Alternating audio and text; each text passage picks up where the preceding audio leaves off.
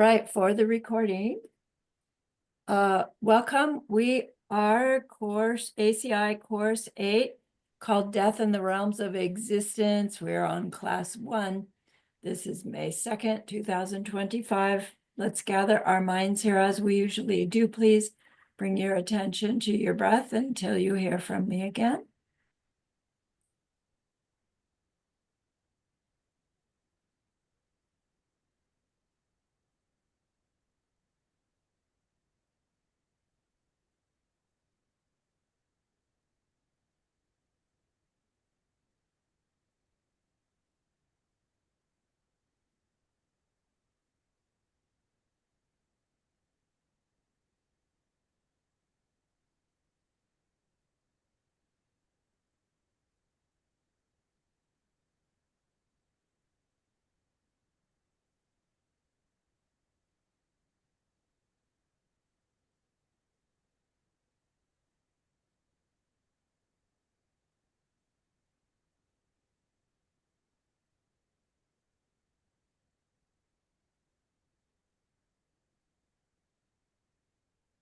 Now bring to mind that being who for you is a manifestation of ultimate love, ultimate compassion, ultimate wisdom.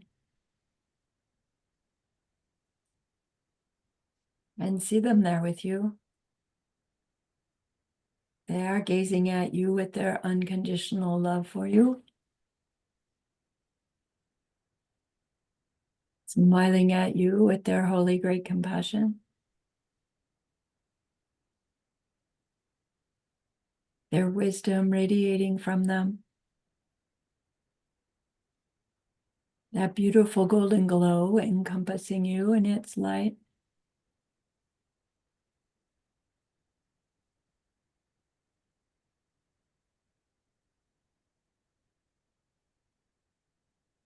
And then we hear them say,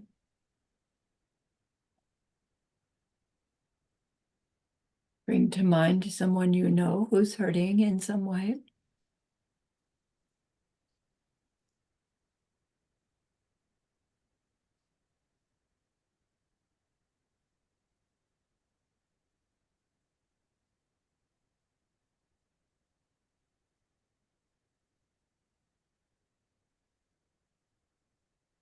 Feel how much you would like to be able to help them.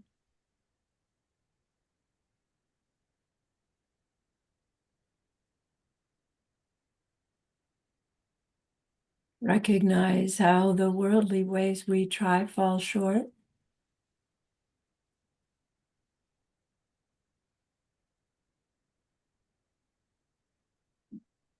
How wonderful it will be when we can also help them in some deep and ultimate way.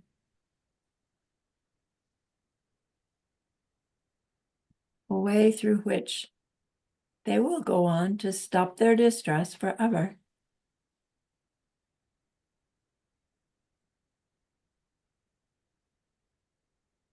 Deep down, we know this is possible.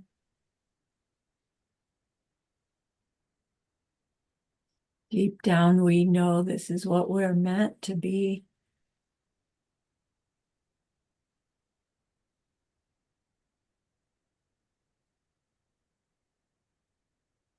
And so I invite you to grow that wish into a longing.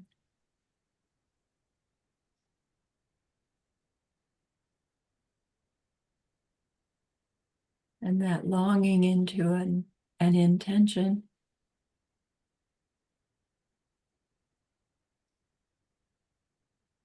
And that intention even into a determination if you feel ready.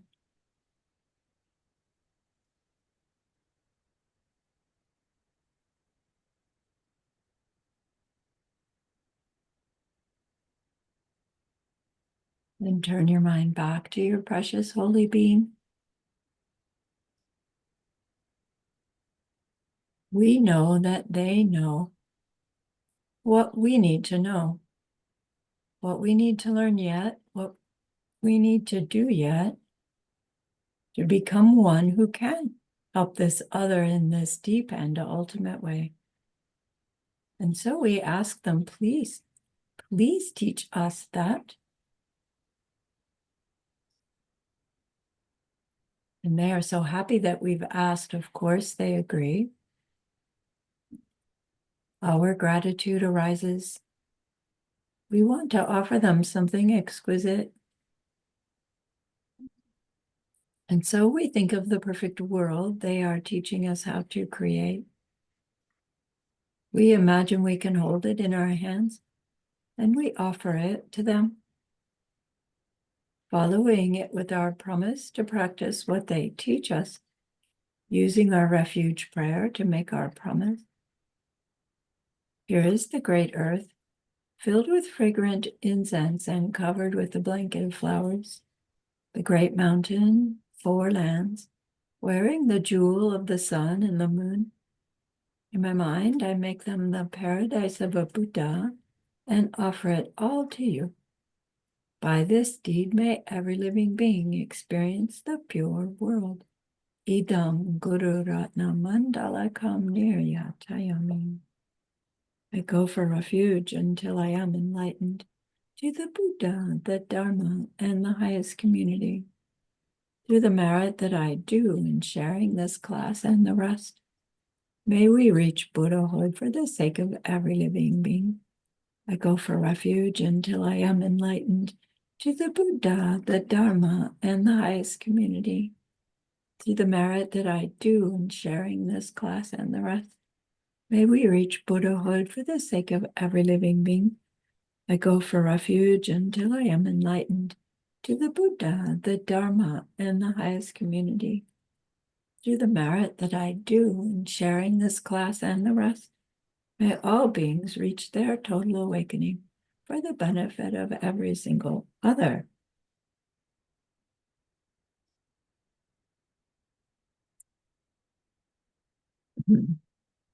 So thank you for finishing your course 7. Have you gotten your certificates? Some have, not yet. Let me know if you don't get them soon, because I know the dean will do it. We just may need to give her a nudge. So last course was our course on Bodhisattva vows. And we learned the behavior guidelines that we use once we understand enough about karma and emptiness that we get a glimpse of the responsibility we have to reach our own Buddhahood in order to really stop any suffering at all, right? That let alone all sentient beings suffering. So when I first was taking these series of courses, it seemed odd to me that we had reached middle way, Diamond Cutter Sutra, that says, what's a bodhisattva to do? And then went to course 7. Here's what a bodhisattva does. I mean, this is how they live. And then course 8 is this course that comes from Abhidharma Kosha text, which they say, is a lower school. And it seemed, it was like, why are we going backwards? It seemed like. But then as I thought about it, I realized once we've made our pledge to be a bodhisattva, whether you've taken your vows yet or not, the Bodhisattva Vows course tells us how we are to behave so that we can help all sentient beings, leaving not a single one out, as Diamond Cutter Sutra taught us. So this course is about all those sentient beings. Where are all those sentient beings that are suffering, and what kind of suffering are they having, so that we can better understand what behaviors to avoid and what behaviors to take up in order to become a being who can help those others stop suffering in that way. So in that sense, it makes perfect sense that the next thing we study after Bodhisattva vows is who are all those suffering beings? Because otherwise, we might be thinking, well, there's 9 billion humans, and I don't know how many mammals and how many more animals that are non-mammals and how many more insects. I don't know where they fall in all of that. But we might be thinking, okay, all the humans and all the animals, that's all sentient beings. And we'd be missing some, as in missing a lot. So this next course, course 8, is from the Abhidharma Kosha, which that text is exploring the 4 Arya truths.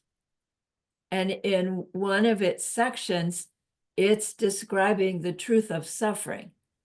So it's not just saying, look, that's suffering, everything's suffering, headaches are suffering.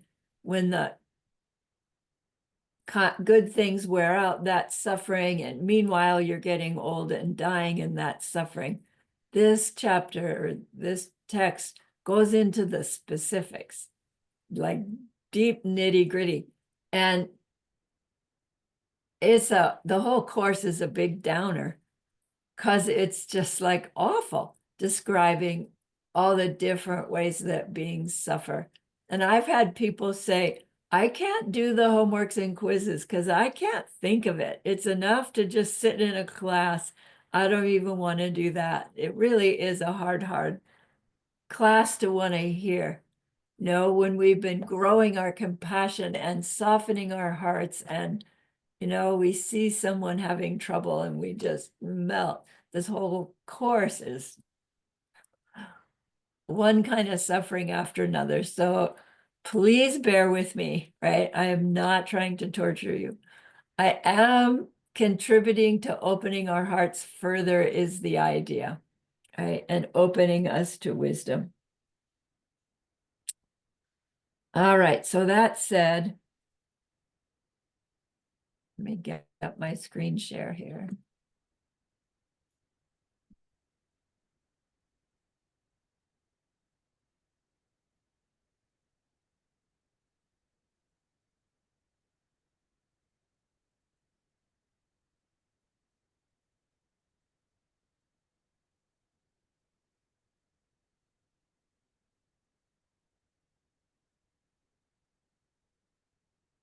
Mm.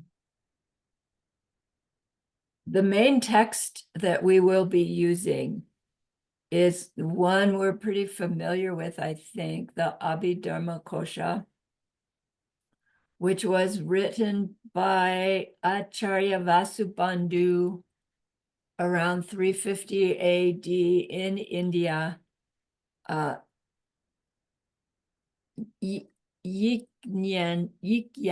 Yikyan is Vasubandhu's name in Tibetan. That's so hard to say. It seems like everybody uses his Sanskrit name, Vasubandhu. We know Master Vasubandhu as the half brother of Arya Asanga, and they both were master practitioners, and they both mastered all the trainings, and they specialized in different things. So one of the things Master Vasubandhu is known for is having written this text called the Abhidharma Kosha. Now that we know that translates into the treasure house of higher knowledge, Kosha being treasure house, and Abhidharma meaning higher knowledge. And when we learned about Abhidharma Kosha originally, we learned Abhidharma higher knowledge. That's a whole subject matter, like topic of investigation. And the kosha is the text that teaches us about all existing things. So its reputation is that it is a teaching from the lower way, from the school called Vaibhashika, in case you just haven't seen that word. It's one of the 4 classic Buddhist schools, not the 4 Tibetan lineages, but the 4 Indian schools that we've studied. The text name in Tibetan is Chu Nimpa Dzu. So Dzu is the kosha, the treasure house, and Chu Nimpa is the existing things, the highest existing things. So this text, it's explaining all of Buddhism in a nutshell. And the first chapter talks about the parts of a person and one's mind. The second chapter talks about the energies within the self. The third chapter talks about the all existence, the universe, creation, time, space. The fourth chapter talks about karma, explains karma. Geshe-la shares that he feels that chapter on karma is the best explanation anywhere. And then the fifth chapter is a chapter on mental afflictions. And he says again, this text chapter on mental afflictions is the best presentation that he's come across. Then it's chapter 6 is about understanding meditation and its role. And then further chapters are about what we have to do to liberate ourselves. This course is only studying chapter 3, the chapter on existence, creation of the universe, time and space. And it comes about by way of Master Vasubandhu explaining the truth of suffering.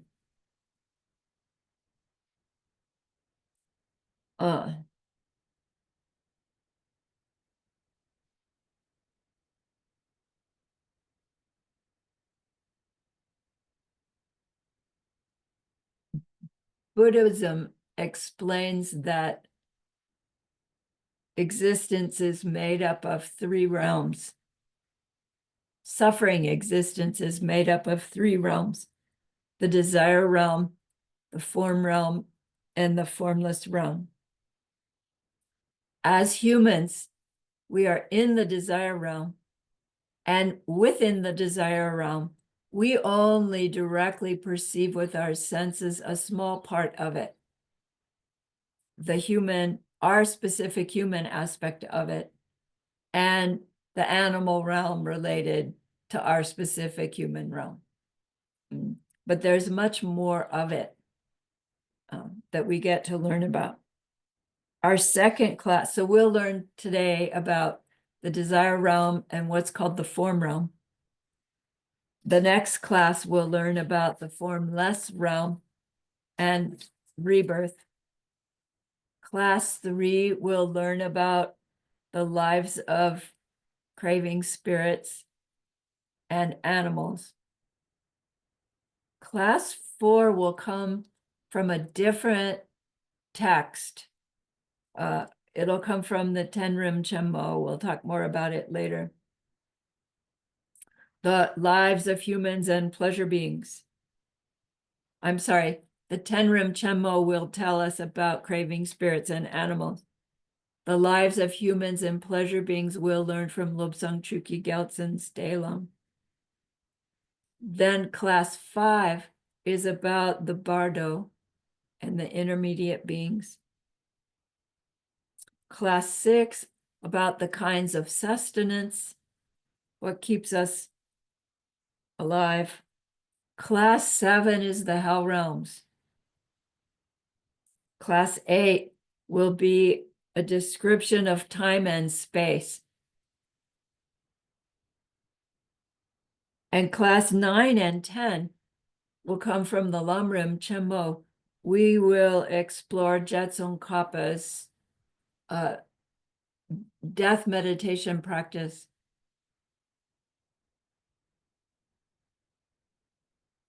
To help us process, like, what do we do with this understanding of how much suffering there is? Right? How do we address that? And then, of course, our class 11 will be our review that you will teach me.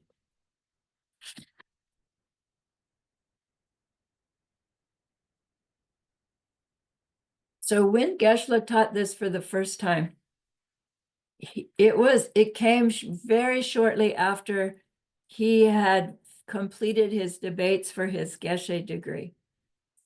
And he shared with his class that there was nothing that they asked him in all of those Geshe debates that's not within your ACI coursework, which is pretty extraordinary. You know, to complete your monastic training, you studied more, you memorized, there was more that was taught. But ACI is not missing anything. So it really is the equivalent of that traditional monastic training, the information that we learn. The homeworks and quizzes tell us what we need to concentrate on. The final exam, right? That's the most important part. And then the meditations also are done very specifically, that if you ever took those meditations and like did each one in sequence instead of over, whatever, how many years it's going to take us to do them, you worked on them end to end, it would, right? It would reveal something different than learning them the way we're learning them. I found it to be an excellent exercise just to go through them all and write them all down. So I had them all in one page and just to look at them and remember, right, what it was like going through. It's significant. Those meditations are significant. All right.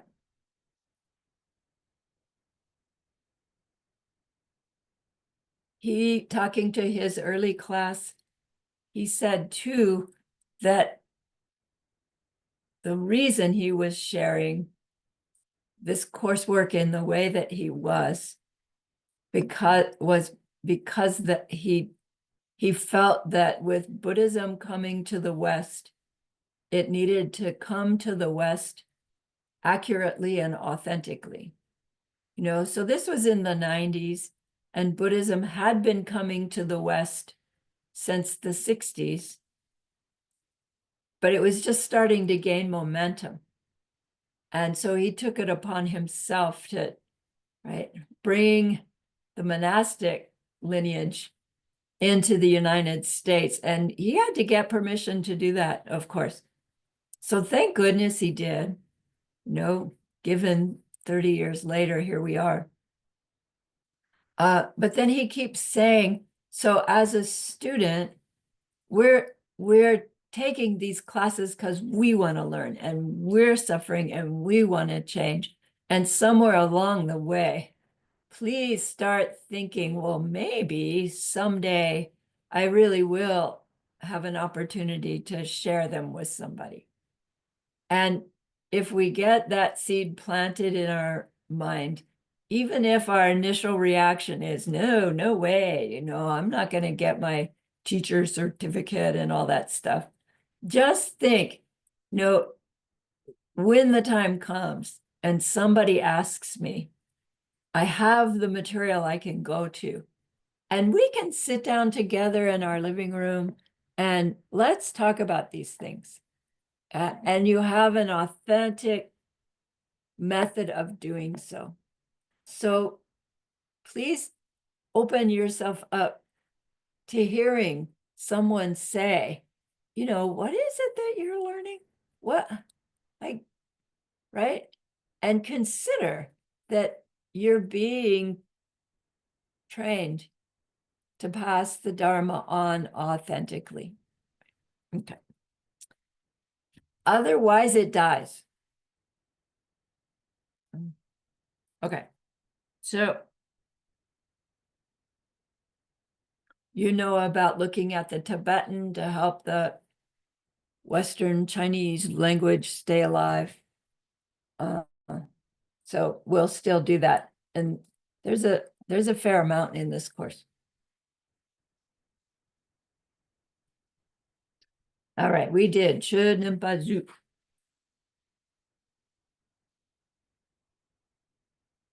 That Abhidharma Kosha text is one of those kinds of books I find that if you're in the right frame of mind, you can sit down and read that book and wow, it's packed with fabulous wisdom.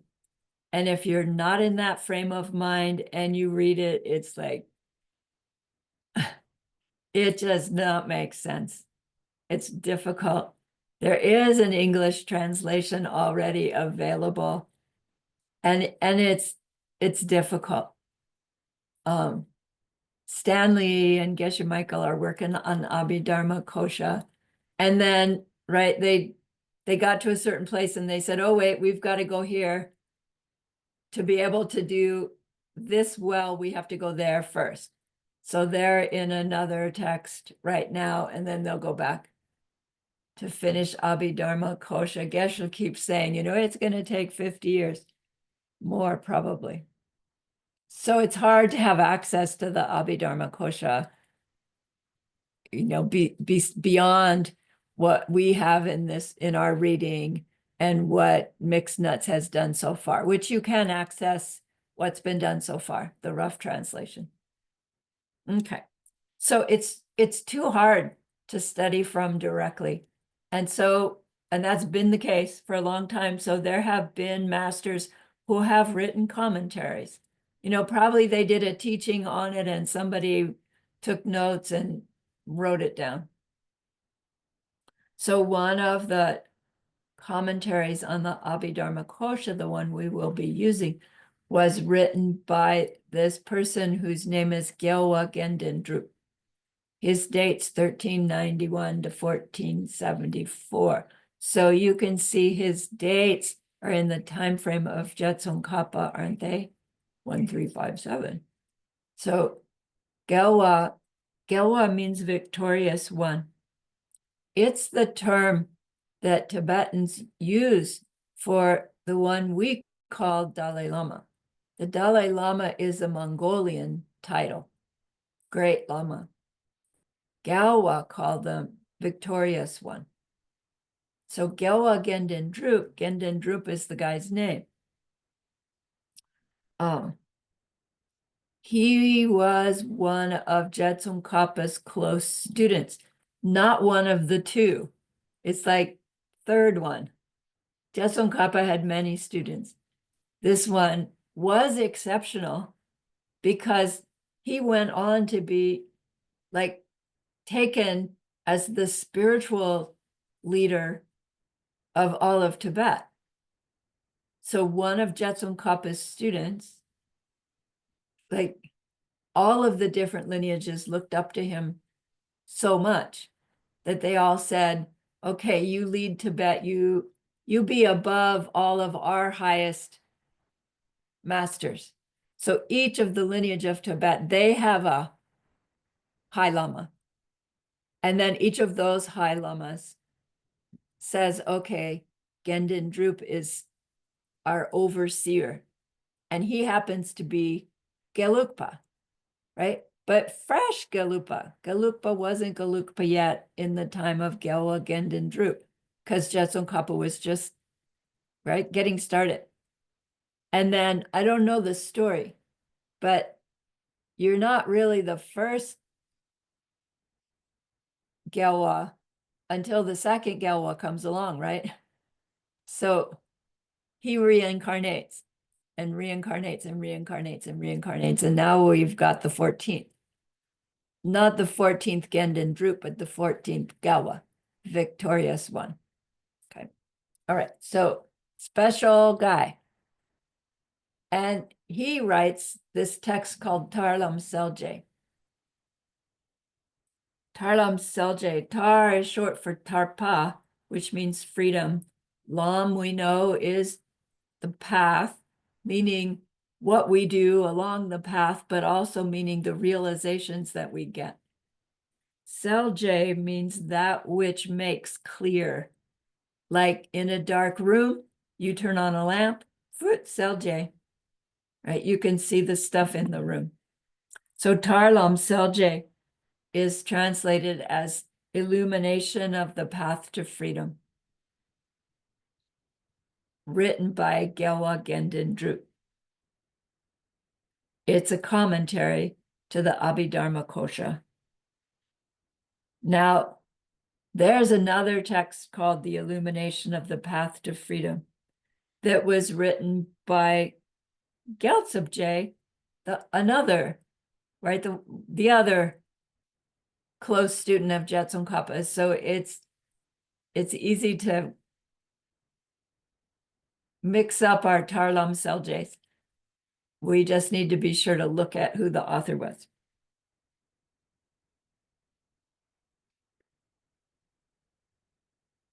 All right. So Geshe-la said once again, don't believe any of this stuff until you have enough information about it to prove it to yourself, or until some personal experience shows you that it's accurate, that it's true. So if there's any part of this course, as with any of the rest, your mind is going, no way, no way, no way, right? Grab the no way and say, I just don't know. Put it on the shelf. Leave ourselves open for more information, more kinds of experiences, something.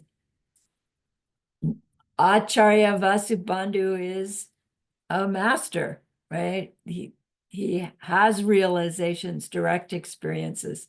He's writing about them. So that doesn't mean it's true for us, but it's true for somebody. And so, right, we're not just reading a novel. Is the important state of mind. Okay. So this class is about Dukkam, Sukham, and well, and then Sukh may come.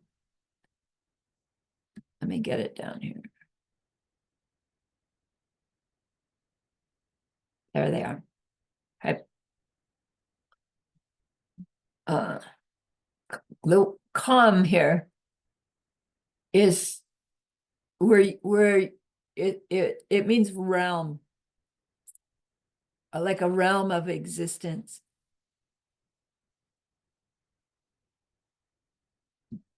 Sansara is made up of 3 realms of existence.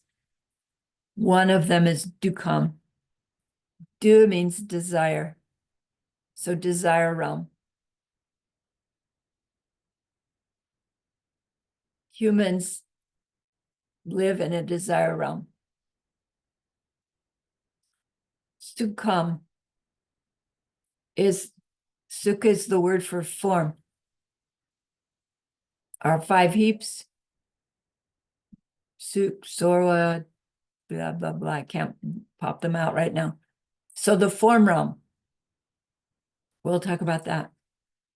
And then Sukh may come would mean the formless realm, which usually in English, when we say, oh, formless, we mean no form at all. But this is used more literally, formless, meaning the absolute least amount of form possible. which means whatever form is there is so subtle that it doesn't qualify for what we as humans would say is form. So we'll talk more about it. Formless. So desire realm, form realm, and formless realm. And each one of those realms has different beings in it. So remember, we are speaking from a lower school. In lower schools, these existing things exist, and they're all suffering. Both the noun and the verb, suffering. So we're studying them from this perspective of there they are, and there's beings in them. Of course, by the time we get to the end of this course, we're going to go, and they're all projections, and they're all real, and etc. But we're not learning this from highest worldview. We can't help but apply it, please do. But let it be lower worldview for right now. Okay. So Dukkham, desire realm, is where we as human beings live. Sukham, the form realm, we have form, of course. What characterizes the form realm as the form realm is it is the realm where form has reached its highest manifestation, meaning it's most exquisite, it's most beautiful, it's most pleasurable. In the form realm, there are objects of the senses, and they're all exquisitely beautiful and pleasurable. Sukme realm, formless realm, those beings have no gross physical body. They have no subtle physical body like we learn in the yoga. They have mind. Their entire existence is mind. And the only version of form that's there is the very subtle winds that move the mind. So they call it formless because that wind doesn't get ever gross enough to get solid. So it's a place of thinking, of mind, of thought. And they still have suffering because they have mental afflictions related to their thoughts. But no physical existence, which means it has no place.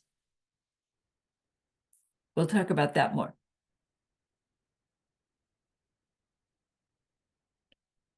So let's go back to this class is about the desire realm and the form realm, and we'll do formless realm next class.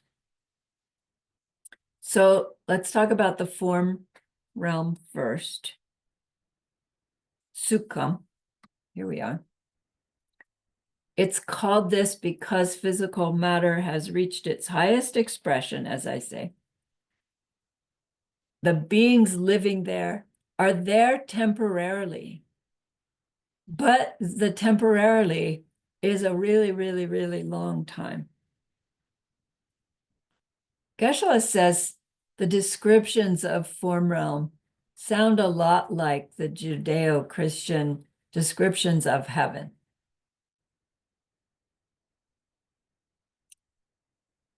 The beings are happy, they're experiencing pleasure, they live a long, long time. The terms they use for the beings in the form realm is deva or la. Deva is Sanskrit, la is Tibetan. But it's confusing because those same terms are used for fully enlightened beings. beings in the form realm are not fully enlightened beings. They're pleasure beings. So Geshe-la calls them pleasure beings in order to make the distinction from enlightened beings, where we also use the term deva and hua. So just so that you see the term, they also, anyway, okay. So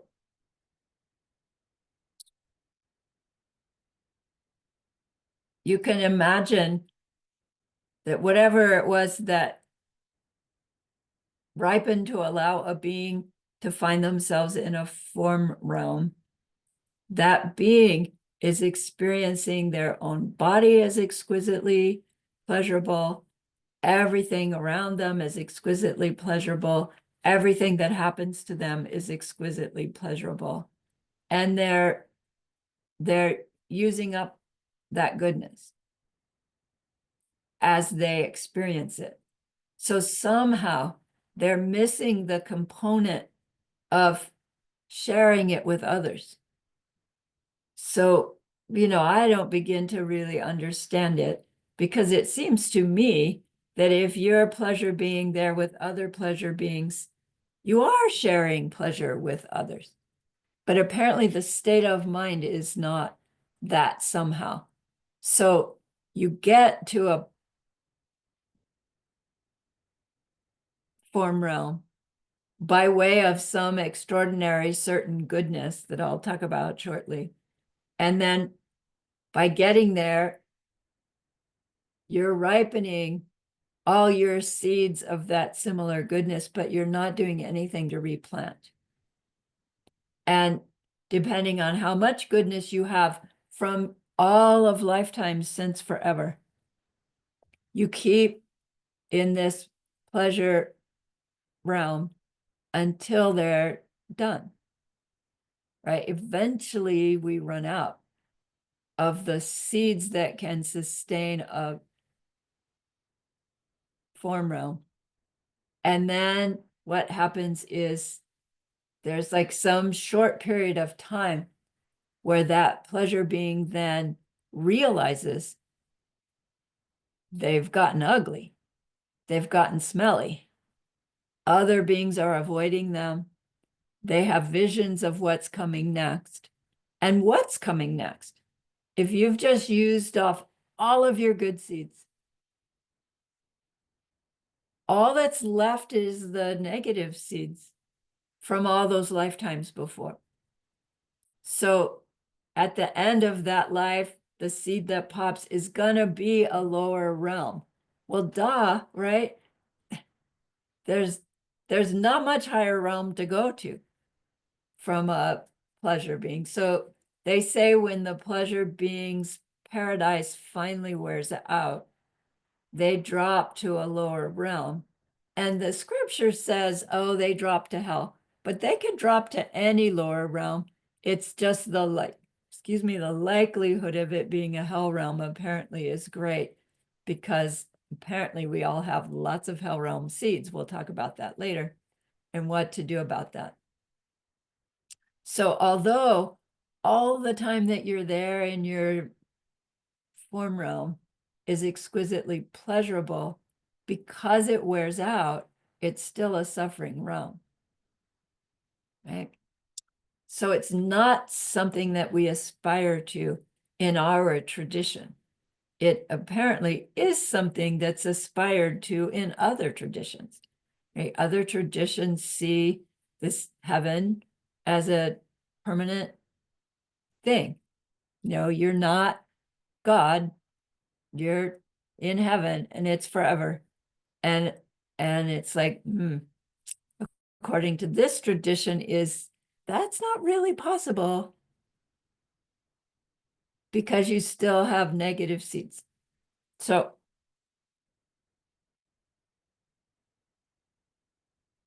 this form realm is not inside our desire realm. They are different realms.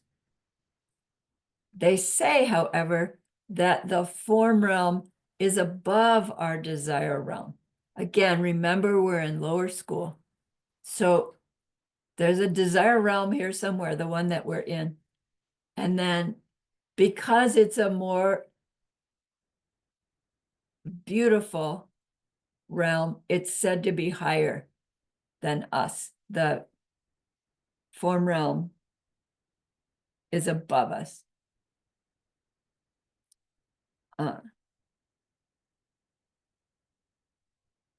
They go on to say that there are 17 levels of form realm. 17 different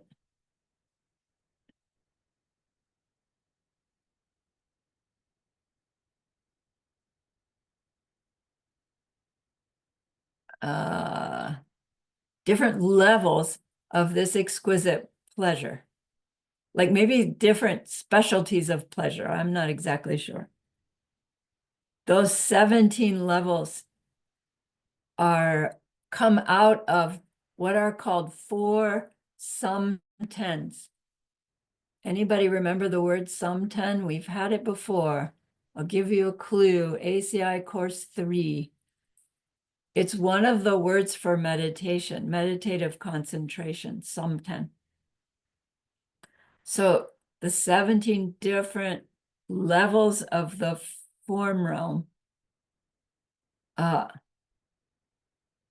divided by 4 levels of meditative concentration, 4 levels of concentrated mind. And in those 4 levels, there are multiple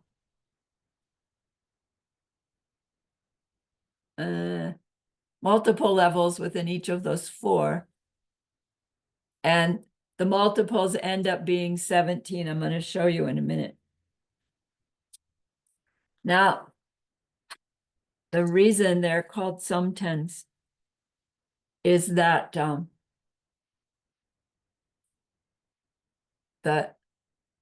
the projecting karma that would take you to a form realm is a karmic seed planted by way of a sum 10, by way of a deep meditative concentration. So when we were learning about meditative concentration, we learned that we need to be at the first sum 10 level in order to have our sensory activity withdrawn enough that we can experience the direct perception of emptiness, that there's a platform of meditative concentration we need to be at. And it's called the first causal level of the form realm. Do you remember that? How confusing that was? So you'll see the scriptures saying, oh, you're in the first level of the form realm when you do your meditation. And it's not actually true that you're in the form realm. It's that you are meditating at a level of withdrawal of the senses, that the concentration that we're at as we're doing it is planting seeds, that if any one of those seeds is the one that projects from death into the next rebirth will be the first sumtent, the first level of the form realm. Do you see?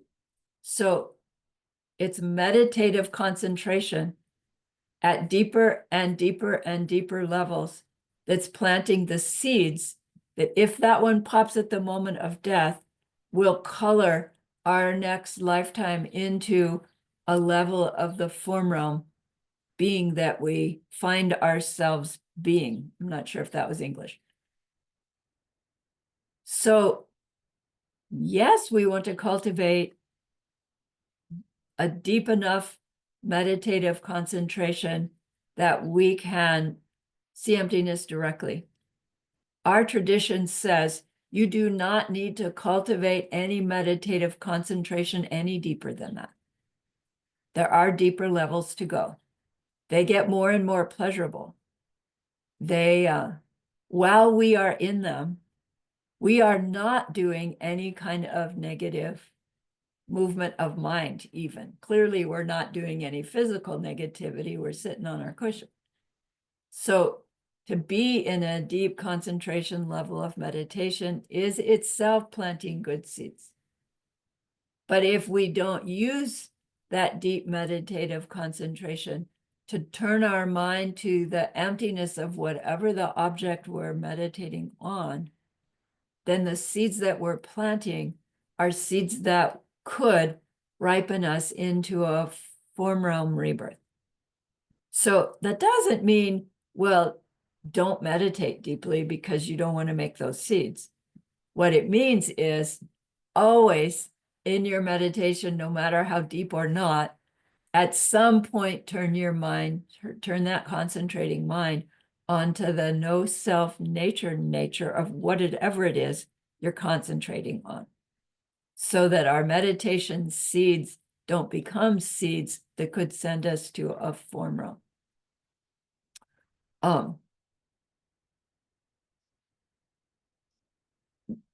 The reading kind of makes it sound like if you die while you're meditating, that's what makes this happen.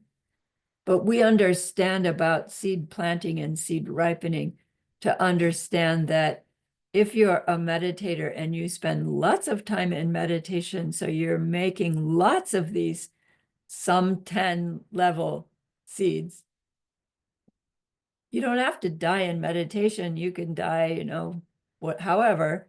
But if you have lots and lots of these seeds, the likelihood of one of them being the one that moves you from that death into your next lifetime increases. So there are traditions where you learn to meditate and you sit down and you meditate for days, weeks, months, right? That was some of the Hindu traditions. And our tradition says, remarkable skill, but it's just going to land you in a form realm. And that's a temporary pleasure. So don't waste your time.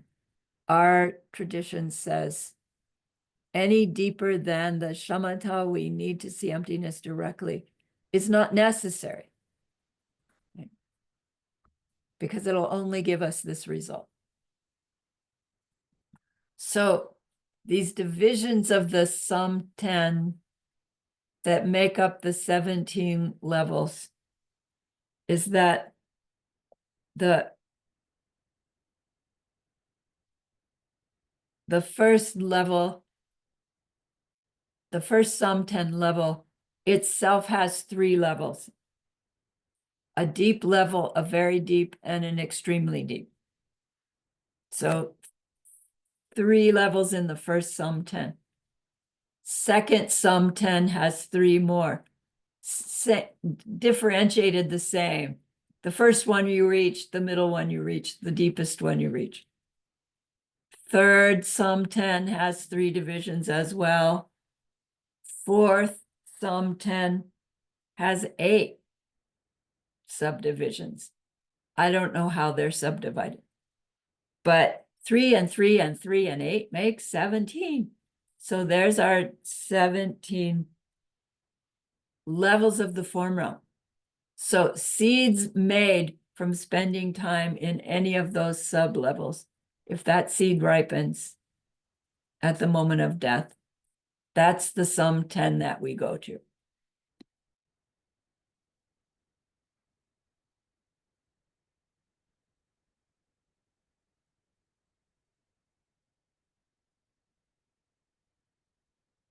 Mm.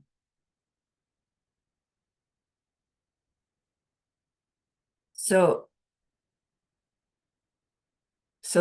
they say then that there are 17 different kinds of pleasure beings. So you, the pleasure being, if you're the pleasure being of the first level of the first sum 10, that's one kind of pleasure being, one kind of pleasure, I guess, that you're experiencing for a long, long, long, long time, that then wears out. Okay.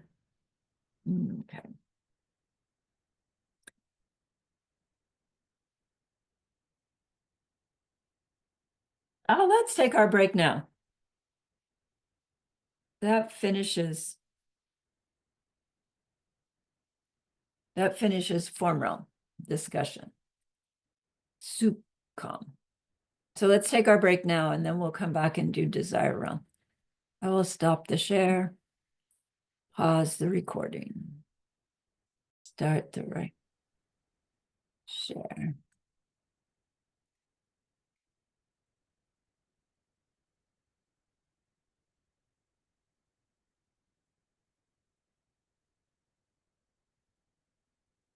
Okay, let's talk about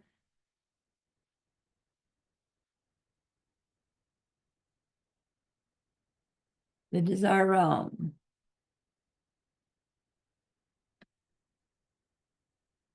Do come.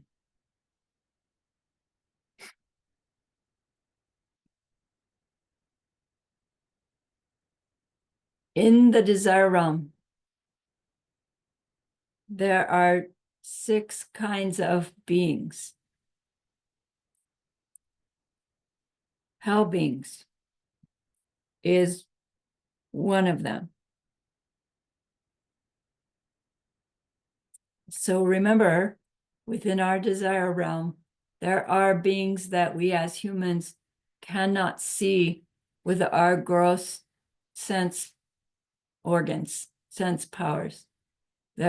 These other beings are in desire realm, but operating at a different frequency, I guess, right? So we can't see them. Some people can be aware of them in different ways, but for most of us, we don't see them.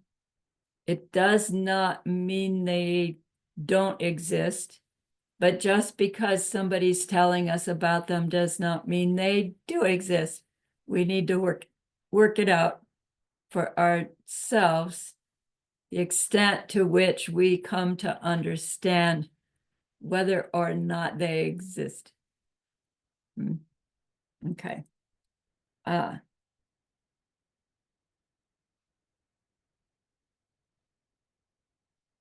None of us here are natural born Buddhists, I don't think. Victor, was your family Buddhist?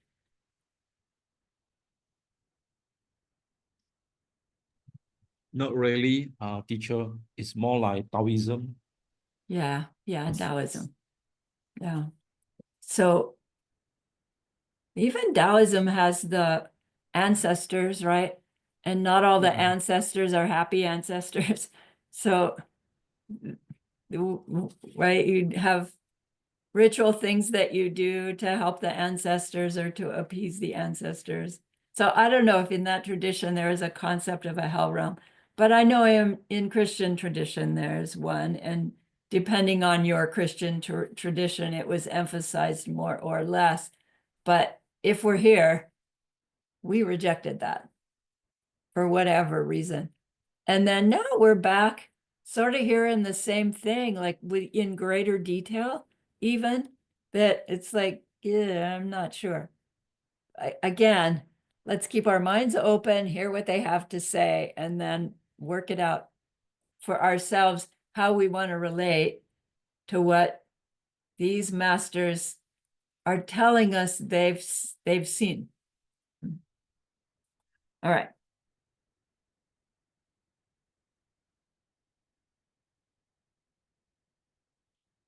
Jumping up to highest view, they're possible if we've ever seen ourselves doing anything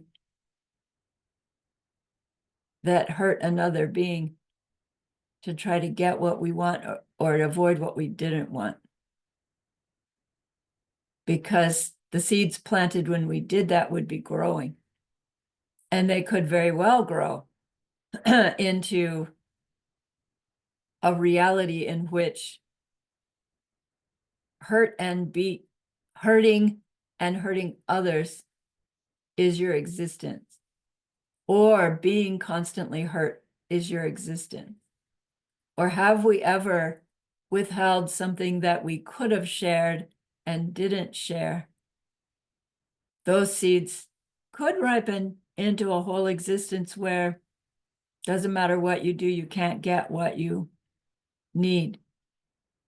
And so just consider that these different things within the desire realm could happen to somebody.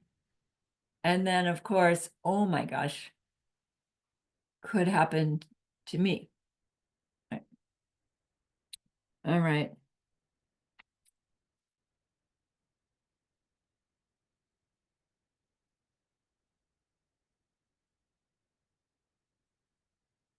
Specialist says on your direct perception of emptiness, one of the things that he says you will see other realms. Right? You're seeing the emptiness of other realms because you're seeing the emptiness of all existing things, which means you know the existence of the other realms because they have to exist to be empty. So somehow you come out of that, oh my gosh, that stuff they say about hell realm, hungry ghost. There really are beings ripening the seeds to experience themselves that way. Not meaning there really are hell realms that you get stuffed into, but meaning it really is possible for beings to ripen that kind of suffering acutely. Okay. So we are in the desire realm, and the desire realm is a suffering realm. It is a realm made up of suffering, and it is a realm that every being in it is suffering moment by moment. And they are the cause of suffering, their own and other beings. So they are suffering. We are all suffering in the desire realm, both in the sense of a noun, the noun, are suffering, we are suffering, and the verb, we are suffering, right? I know it's hard to, it's like grapple with that. What is it, the noun suffering versus the verb?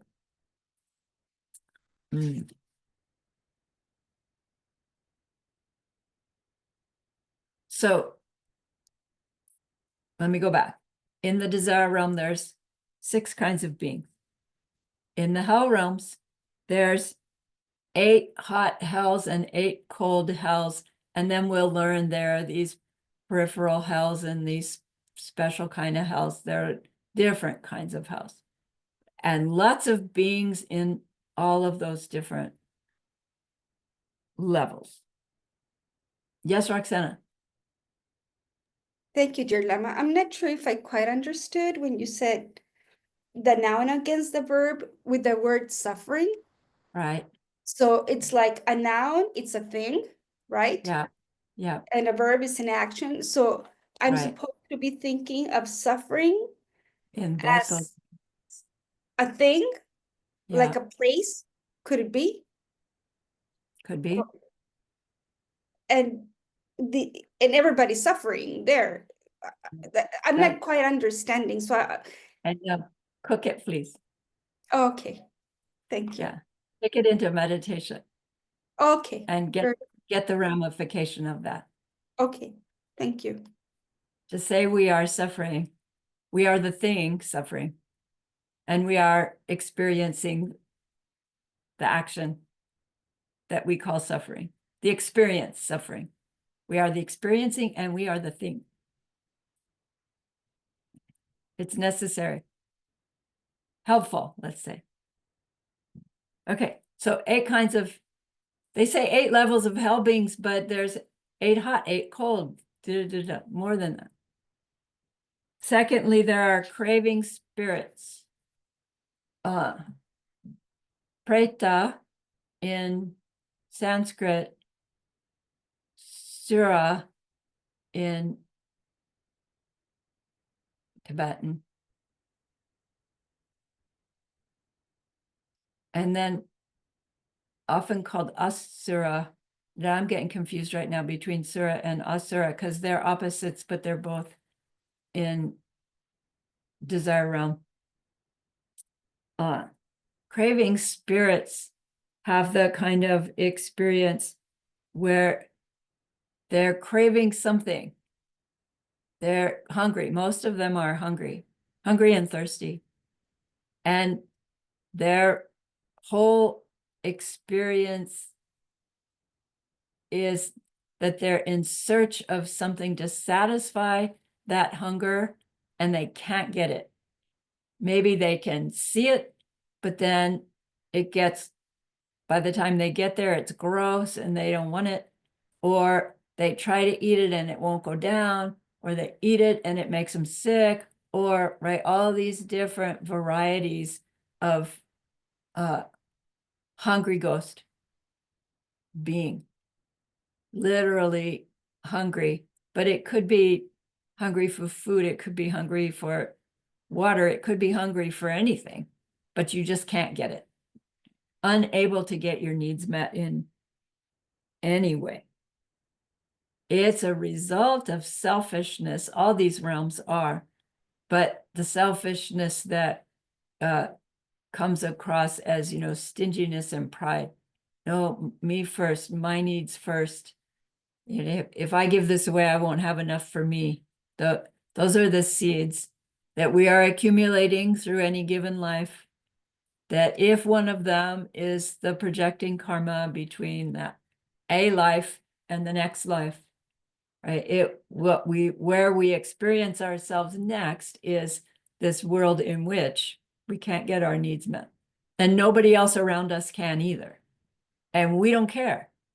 Right? Because the seeds that got us there were, we don't care enough about the other. So those seeds fill in. And it goes on until we use up those seeds from all lifetimes before it ends. They have different kinds of bodies than humans do. So humans can't see them generally.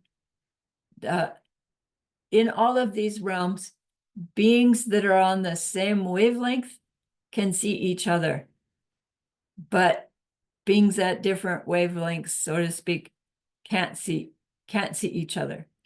So really the hungry ghost realms could be all around us and we just don't see them because, right, we're at the human vibe wavelength and they're at the hungry ghost vibe wavelength, except for some people who have a little bit of, have the seeds to have some awareness, right, that bridges that gap. Third kind of desire realm being is the animals. So, you know, phew, finally, one we understand. There are animals. Abhidharma Kosha points out that the great mass of animals live in the ocean, which means land living creatures like humans are really not aware of most of the animal realm because it's in that ocean and we never see them. You know, we see a few, which seems like a lot, but it's not a lot compared to what's in there. The experience of animals is to live in this constant state of eat or be eaten, right? So it really is a constant state of highly alert fear because they have to, right? They have to, at any moment, something's going to eat them. And of course, they're perpetuating that because they're in constant search of food. So they eat and be eaten. So then, you know, you start thinking about different levels of animal realm. The vegetarian animals are the ones that are most likely to be not perpetuating lower realm seeds than animals that are either carnivorous or omnivorous, because you're not killing others to get your own needs met. But if you're willing to trample others, right, to get to the berries, right, we're still having trouble. So in these lower realms, it's almost impossible to make seeds to get yourself to a higher realm. And fortunately or not fortunately, you're burning off the seeds of that lifetime just as we are. And if you have left over worse seeds, and one of those pops at the end of your monkey life, right? You go to a lower realm. If you happen to ripen a better seed from monkey life or previous lives, you might get a higher rebirth.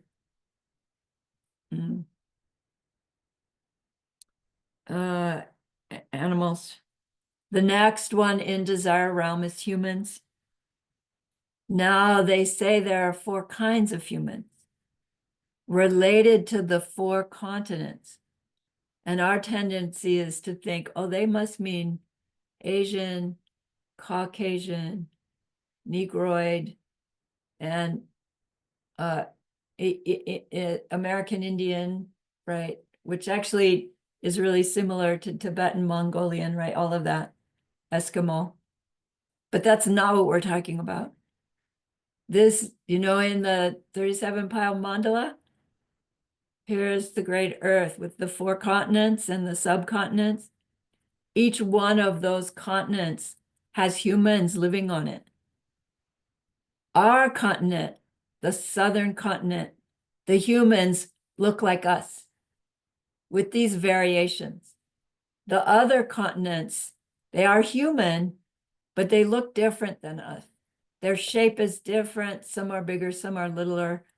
They still qualify as human. But if we put ourselves all together, all four, we'd go, that's not human. So 4 different humans, kinds of humans, each with slightly different tendencies, but all desire realm beings with the 5 heaps, with the heap of form and similar mental afflictions. Then the 5th is what's called pleasure beings, which we already heard. The form realm beings are called pleasure beings. But there are desire realm beings called pleasure beings.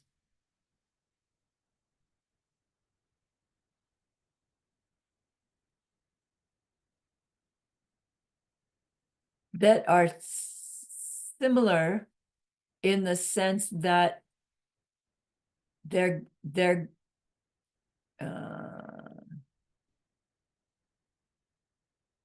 seeds of some kind of mistaken deep concentration got them into the pleasure realm. And it's similar in the sense that the desire realm, pleasure realm is a realm where the form and the experience is all pleasurable. And it's similar to the form realm in that they are using up those seeds of goodness as they live there without replanting new ones. And so eventually they also run out of those seeds, get ugly, get smelly, start to have pain and distress and see where they're going, which is to a lesser realm, because everything's a lesser realm for them if it's not going to form or formless realm. But they've used up so much goodness that the likelihood that their lesser realm is even a human realm is remote. So we don't aspire to even a pleasure being in the desire realm because it's a delay in our spiritual progress. If we weren't on a spiritual path, then sure, aspire to a rebirth as a pleasure being. But if we have spiritual aspiration, it's a dead end because it uses up our goodness. We drop to a lower realm. We've got to crawl ourselves back up to where we were. Mm. So that's 5 beings in the desire realm. When I started out, I said there are 6. The 6th being that they say is part of the desire realm are the bardo beings.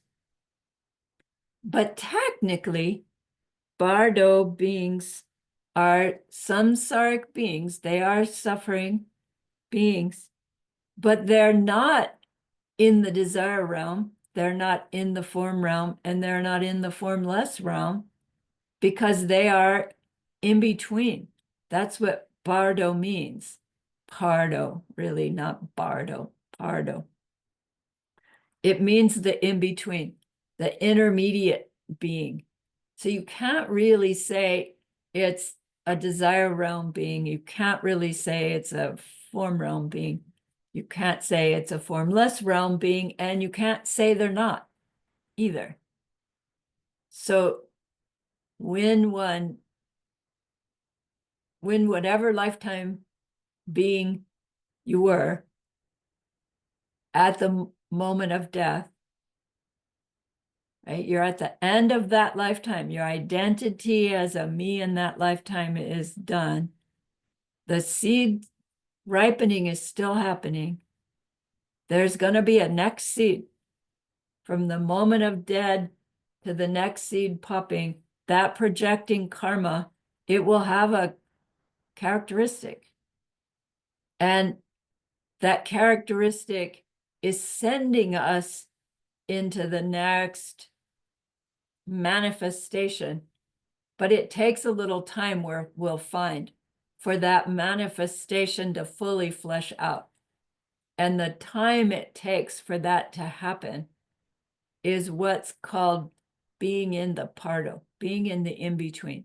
In-between dying from the previous life and fully showing up in the next life. We'll learn the details about what happens. So if you've died from a human life and, egads, you're headed to a hell realm. It's like, is your bardo being in, right? It's still desire realm because you're going from human to hell. But what if you're going from human to form realm? Like your bardo being, is it a desire realm bardo or is it a form realm bardo? Right? It's like, so you have to say, yeah, they say there's a 6 kind of being, the bardo being, but you would say only if you're a bardo being from one desire realm being to another desire realm being, you could say you're still in the desire. But technically, bardo beings are not in any of those realms, but they are still samsaric because there are other beings that are outside of desire realm, formless realm, but they are not suffering beings. Who? Totally enlightened beings. Okay. Beings who manage to visit somebody in their totally enlightened paradise. Yes, Roxana. Oh, thank you, dear Lama. Although I have taken this course, I don't remember asking if, like animals, do they also go to the bardo and they Yeah. get reincarnated? Yes. Okay. Yes. Okay. And I haven't read and understood the Abhidharma Kosha well enough, but just in thinking about it, uh, when your hell realm you finally ends, also same process is happening, right?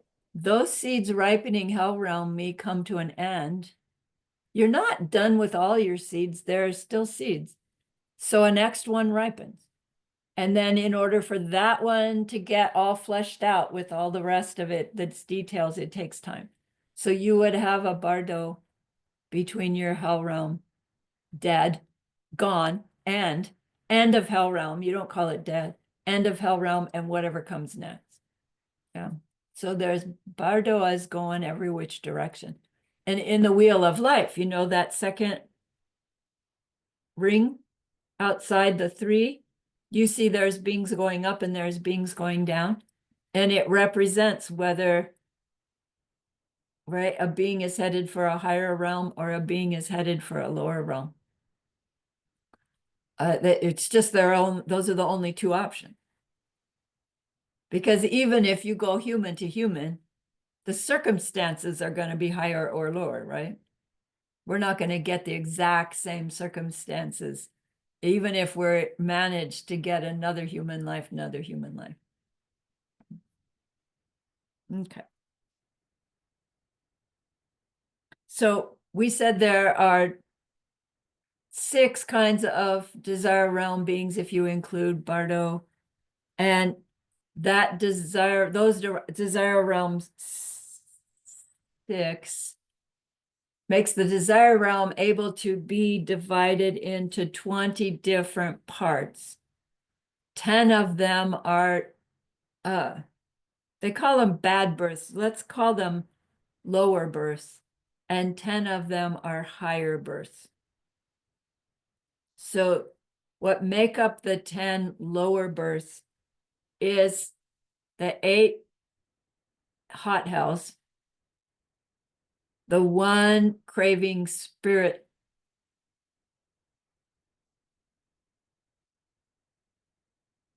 category, and the 1 animals category.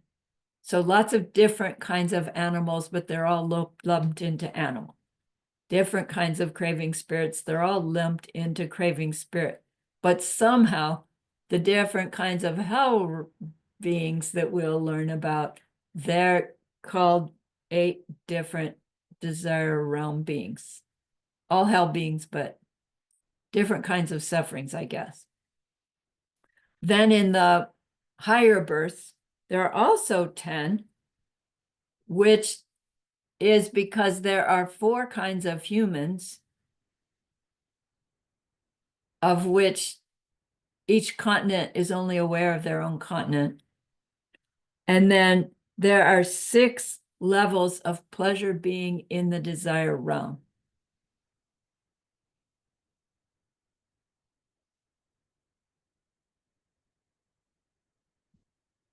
Each of them experience a different kind of exquisite pleasure, apparently. So if the desire realm is nothing but suffering, why do they call it the desire realm? Because who in the world would desire it if it's nothing but suffering? And they say that the desire realm is called the desire realm because every being in it is driven for a desire for food and sex. And it's like, okay, I guess I could buy that for animals and humans, but hell beings? Are they still driven by food and sex? Like hungry ghosts? Food, okay, I get it. You know, it's like a lot of this I still have on the shelf. Because it seems like that makes sense for this category, but not for the rest. It's like if the highest level of the form realm is like the pleasure and greatest expression, then wouldn't the form realm beings just be having orgies the whole time? But that's not what they say, or maybe they just don't mention it. So you're like, what motivates us in our ignorance is that deep impulse for I want. And it's I want, whether it's a pleasure that you want or a displeasure that you want to avoid. It's still an I want. And because of the belief that the I is this independently existing, no, that's not right. We don't think we're independently existing. The I is this special singular unit that needs to be fed and housed and clothed and loved to exist, our misbelief of our nature makes it such that we think that's the most important thing. Like even the most loving, compassionate, amazing samsaric being still has deep down inside the me that exists in some kind of consistent meanness string that needs to be taken care of, needs to get its needs met. And then those needs are sustenance and procreation, apparently. So everything is driven by desire, driven by the misunderstanding of a me versus you, a me versus other. So it's this that makes the desire realm the desire realm. It's a realm of I want, which includes the I don't want, right? I want to avoid that. It's still a desire.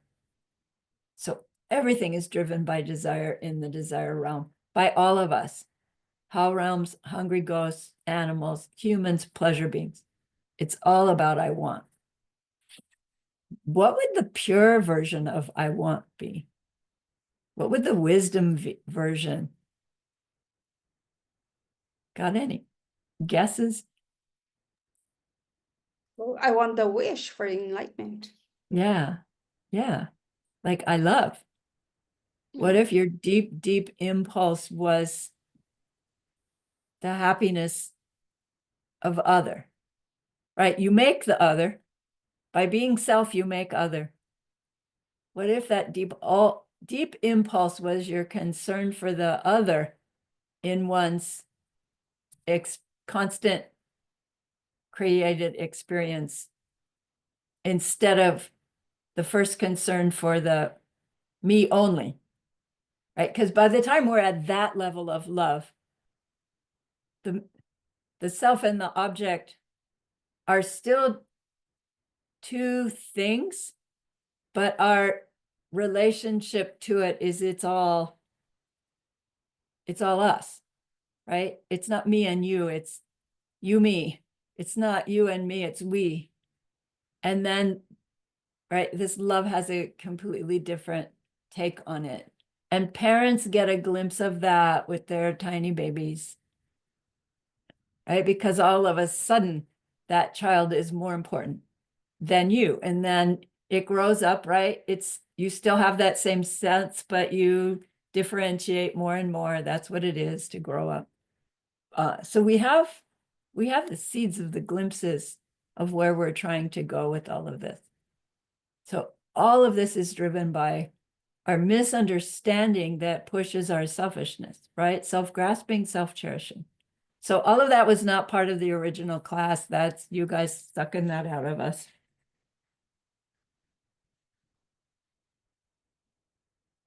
So characteristic of the desire realm, the text says, is that we can have thoughts which are bad deeds. We can have thoughts that make negative karma. That implies that there are in the other realms, they don't have thoughts that make negative karma.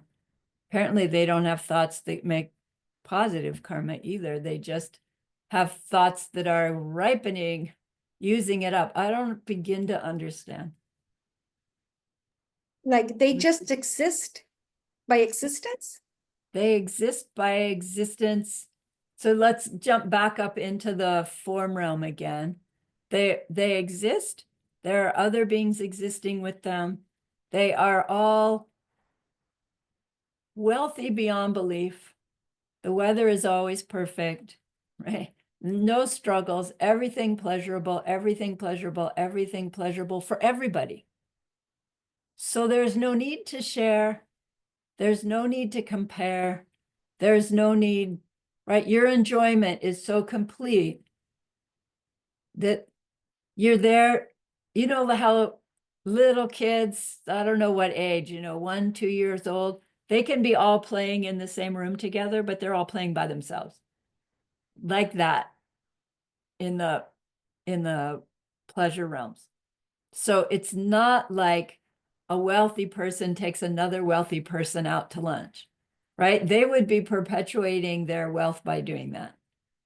Even though the other wealthy person has no need for you, right, to take care of my lunch, the one who did so would replant seeds for generosity. Apparently, in these higher realms, there's no inclination to do that. So it still seems like you have to be planting seeds, but it must be something like you're planting the seeds to just burn off seeds. Somehow you're not replanting the seeds that will perpetuate your pleasure realm. But your mind has all these other seeds that aren't ripening part of the pleasure realm because they're not virtuous enough. And they're still there, that when the pleasure realm seeds wear out, what you've got ripens, and then that all just disappears. And your bardo, and then your next, whatever it is. It's like I'm trying to imagine it in my mind. Yeah. And it's not that easy to imagine it, dear Lama. Not for me. I can't get it. But I can kind of, I get the gist. Isn't I that get kind it, of the way- but at the same time, it's like I think it's like being in jail. You're by yourself. It's about the Yeah. same thing. Yeah. Yeah. Only we just said that in the desire realm, which implies not in those others, being in jail, you cannot interact with anybody at all, and you can sit in jail and going, right, hating everybody that put you in jail, and you'd be making more negative seeds just by thinking. And when they say the desire realm beings are characterized by that, it implies that the other ones are not. All right. However, we're going to see that the Sukme realm, the formless realm, all they are mental beings. So all they are making thought karma. So anyway, as desire realm beings who are humans who can be aware of our thoughts and change them, we have those seeds. This is saying, look, it's not just deeds of action, deeds of speech that are making karma. It's deeds of movement of the mind, thought karma. Just our initial reaction to something has already planted a seed. And then we can go, ooh, I regret that, right? And then it's like the seed doesn't plant. Whereas if we wait until the end of the day and it's like, oh, I shouldn't have thought that, right? The seed's already drilled in, maybe we can damage it, but, right? So all of these are just little adding facts into the encyclopedia that's helping you understand how to negotiate your day better. All right, I have a little bit more. Chris, you were going to say something and we missed it. Yeah, I keep wondering whether it's almost like the hell realms and the pleasure realms are training us to be the way we are here. We think that selfishness is normal and the way that we should be to survive. And we hurt other people, like in the hell realms, we beat on other people and think that's good as long as we justify it or whatever. So, Right. I mean, it's like having little kids play violent video games, Yeah. when they're little, and it's like they grow up Right. getting to the higher feeling of bodhicitta or anything like that, because that's the way. It's like this is a system, that's how it works, and so the system wants itself to continue. Perpetuate. That's how we're Yeah. trained. Exactly. So it really is like, as humans, we have a little bit of hell realm, we have a little bit of hungry ghost, we have a little bit of all of them. And so it's very common to hear a class like this and go, oh, they're just talking about different aspects of human life. We can a person could have a hellish human life. And it's like, okay, fine, think of it that way. And when you experience the ultimate nature of all existing things, you'll understand it differently. But you're absolutely right. It's like that's, and I guess that's the beauty of the humanness realm then, is that we can learn to be aware of how we're behaving like hell beings, we're behaving like hungry ghosts, so that we can choose to behave differently. It gives us that opportunity. Yeah. Okay, so there's a little bit more here for class.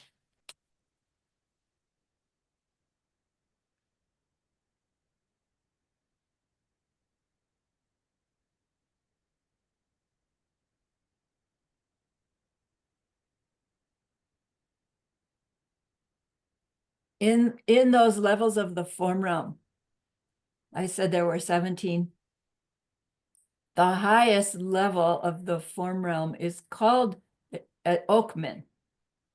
Here's the word. Oak means below, and min means nothing below. So Oakman means the form realm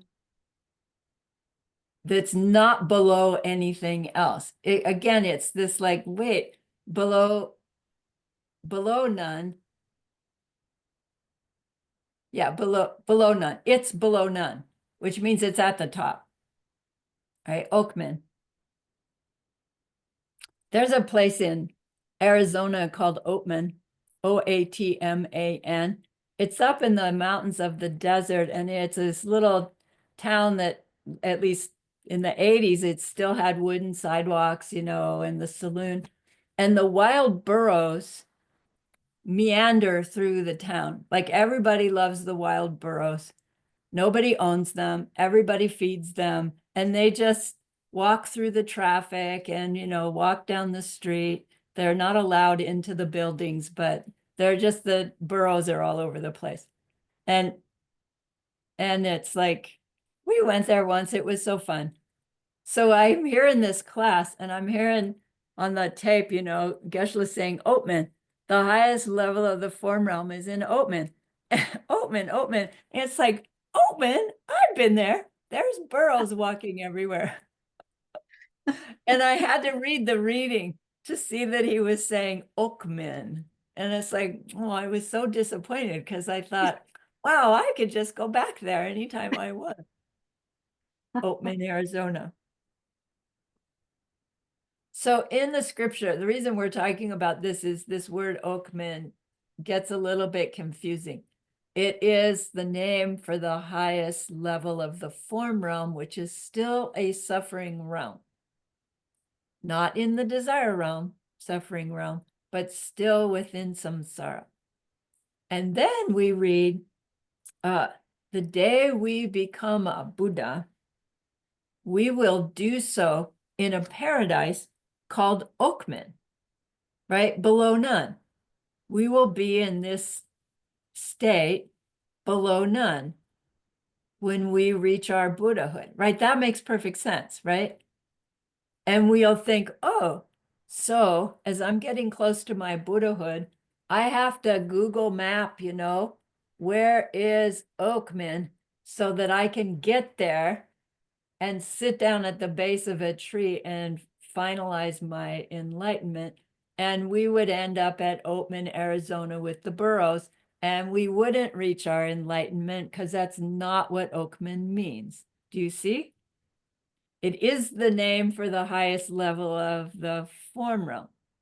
But when we use it as the name for where we will get enlightened, it's not the name of the place.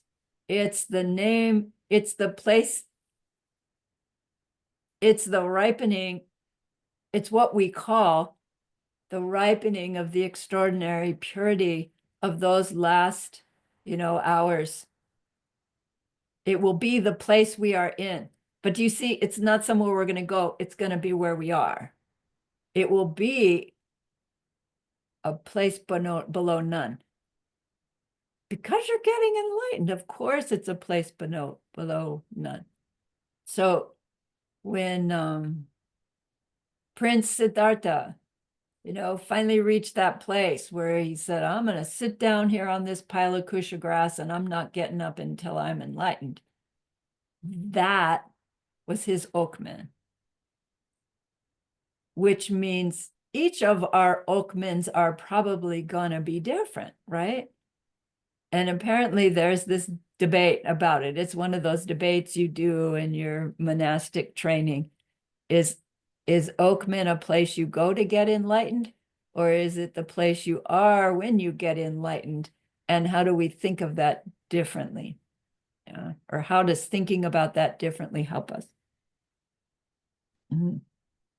Dilemma, is it like you go through the 5 paths and then voila, you reach Okman? When you achieve Right. your Right. the path of seeing accumulation, all those, it's Yeah. like Yeah. So, right. So the words that you just said, you go through your 5 paths and then you reach Okman. It's like someone who's not trained well would likely think, oh, so there's this yellow brick road, and you just keep following the yellow brick road. And eventually the yellow brick road takes you to this beautiful garden and there's Oakman and there you're there. And it's like, I no, didn't I know that. that's not what you meant, right?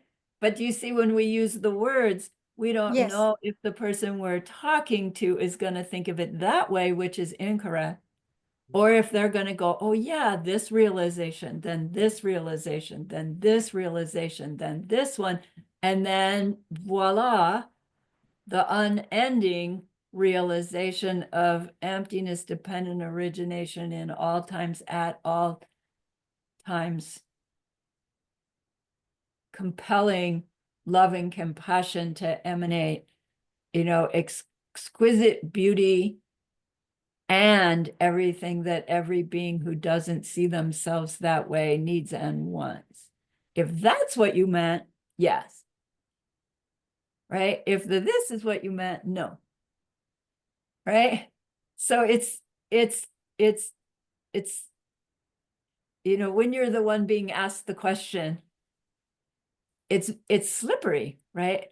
How to answer. A student may be in a position where, if you think you know what they've been taught and what they understand, you can just agree, yes, that's right.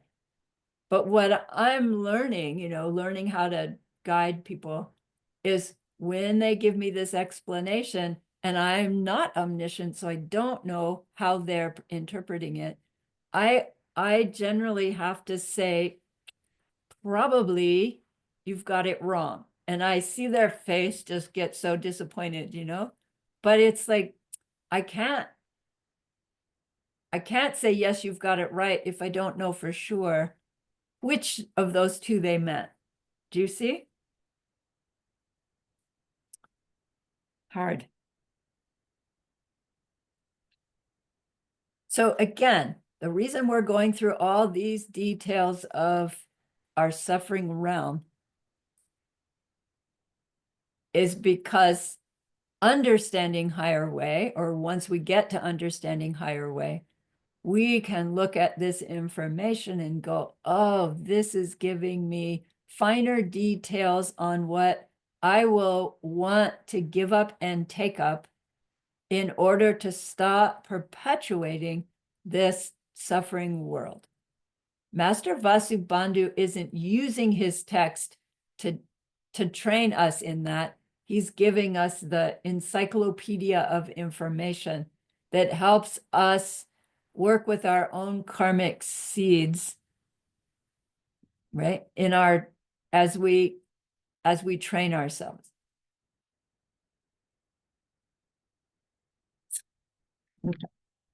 So that's the reason we're studying all of this in really fairly fine detail compared to what one would study in a Lamrim training, for instance, or what one would learn about in church, if you were, you know, just a Sunday goer and not a studier, we're getting the fine details. Not to scare us, but to motivate us to help ourselves and others with greater precision in our choice making. Yeah.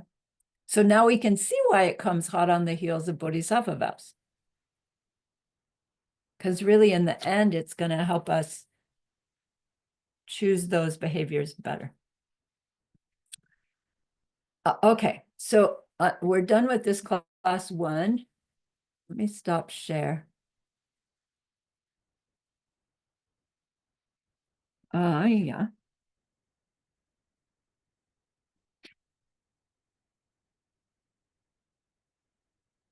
We'll have this course done by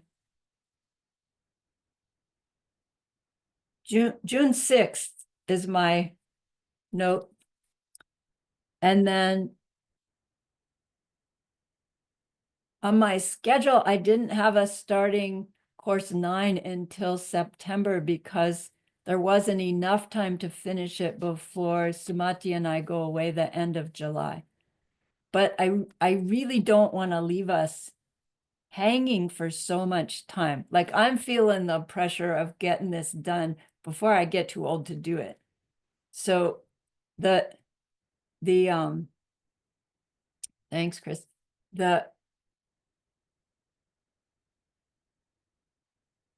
I want to propose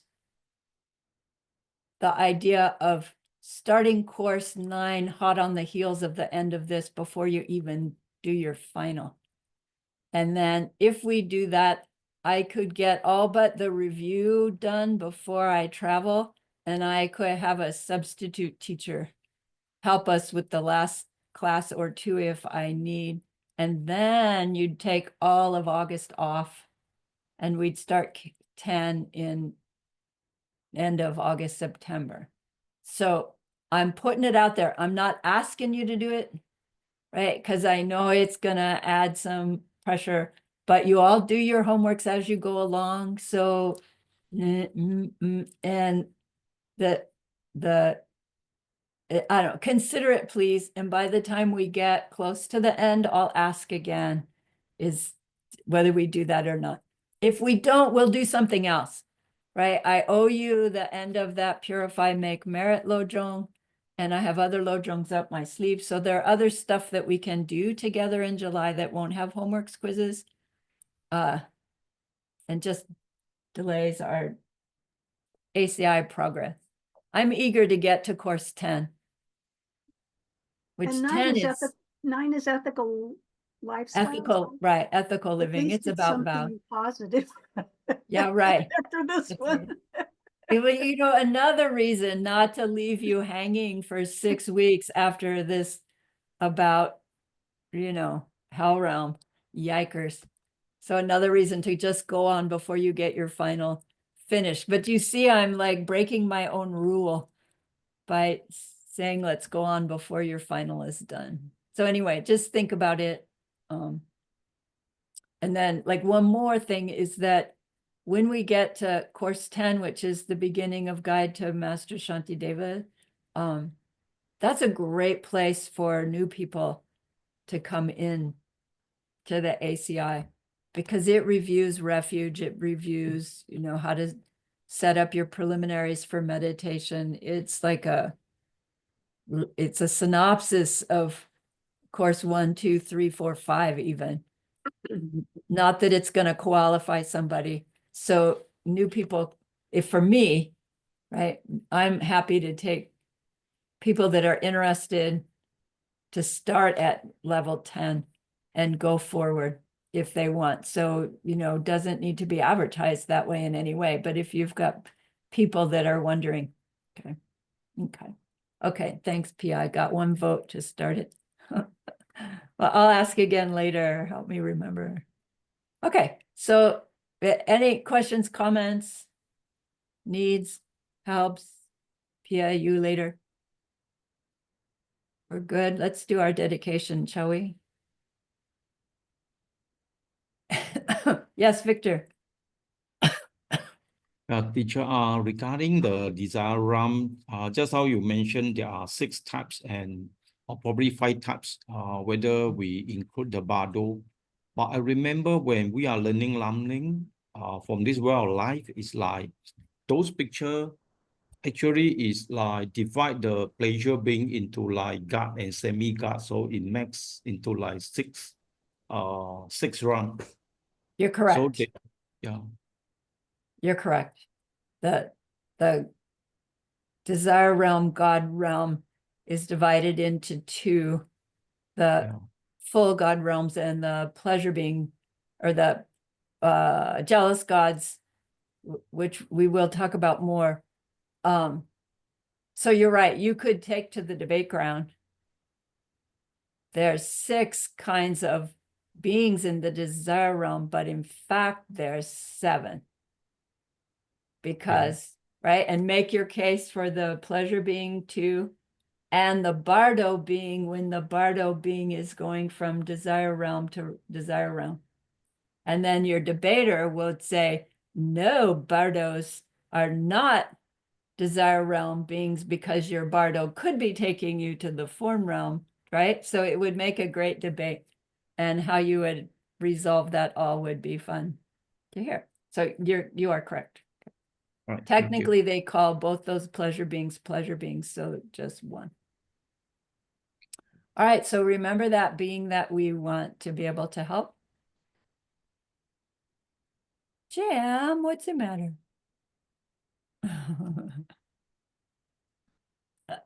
Remember that being we wanted to be able to help. There's one.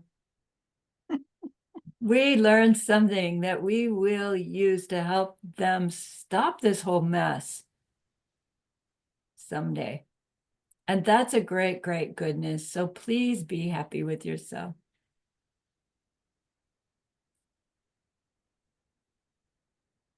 And think of this goodness like a beautiful glowing gemstone that you can hold in your hands. Recall your own precious holy being. See how happy they are with you. Feel your gratitude to them, your reliance upon them.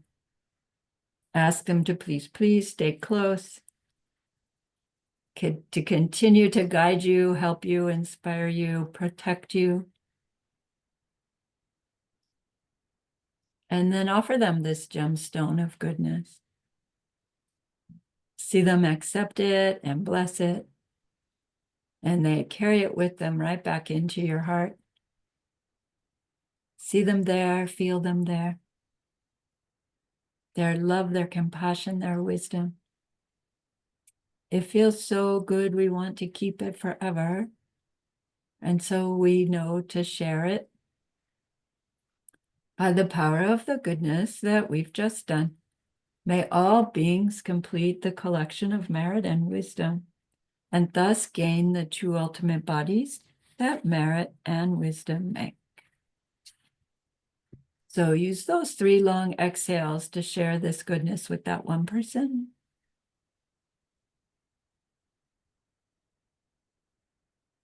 To share it with everyone you love.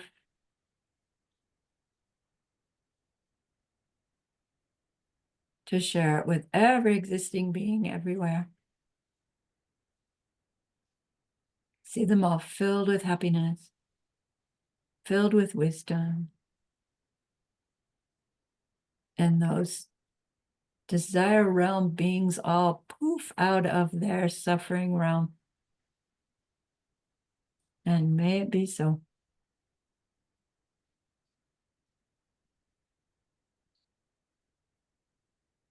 Okay, thank you Dilema? so very much. I'm stopping the recording. Sorry, go ahead. If I would have asked, for example,